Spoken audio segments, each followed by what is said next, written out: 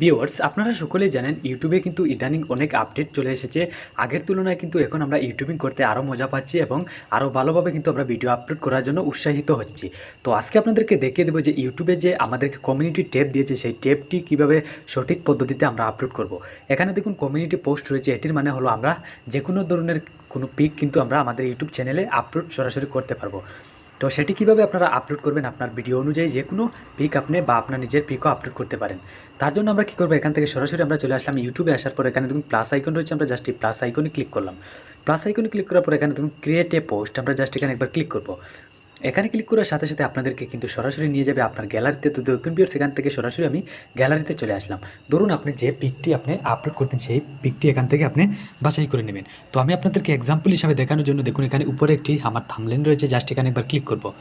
এখানে ক্লিক করার পর উপরে দেখুন নেক্সট রয়েছে, আমরা জাস্ট এই নেক্সট বাটনে ক্লিক করব। তো ভিউয়ার্স এখান থেকে আমি নেক্সট বাটনে ক্লিক করলাম, করার পরে এটি আমি আমার সাইজ মতো বসিয়ে দিলাম। তো আগামী একটি ভিডিওতে আপনাদেরকে দেখিয়ে দেবো যে কমিউনিটি পোস্টের যে থাম্বনেলটি সেটি আপনারা কীভাবে কত সাইজের বানাতে হয়, তাহলে এখানে কিন্তু সম্পূর্ণ সেট আপ পাবে।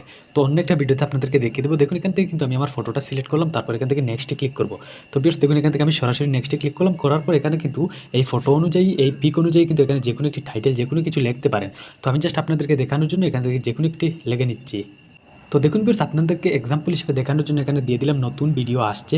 তো দেখুন এখানে আপনি আপনার একটি মনের মতো টাইটেল দেবেন, দেওয়ার পর আপনারা কী করবেন, এখান থেকে দেখুন পোস্ট, আমি জাস্ট এখান থেকে পোস্টে ক্লিক করলাম।